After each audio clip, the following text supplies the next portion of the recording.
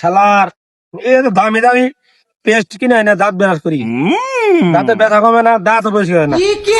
কি পেস্ট আর ব্যবহার করবো রাখিয়া এটাতে ব্রাশটা করে ফেলাই, মোল্লা ভাই কি করো? এটা ব্রাশ করবো। ব্রাশ করতেছো? দেই তো পেস্টটা কি? হ্যাঁ এই যে দামি পেস্ট মেরি প্লাস। আরে এই পেস্ট সমস্যা বাড়িছে তুমি জানো না?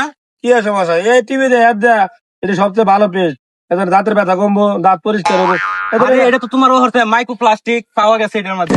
কবে? কালকে সব ওয়াতে দাও না, অনলাইনে ভাইরাল হয়ে গেল। এদের তো আমার এই যে দাঁত ঘষে আমার দাঁত পরিষ্কার হয় না, এই যে এদিকে করলে কি তোমার দাঁত পরিষ্কার হইবো? তাহলে কোনটা? আজকে থেকে সাইডে দাঁত মরাইবা।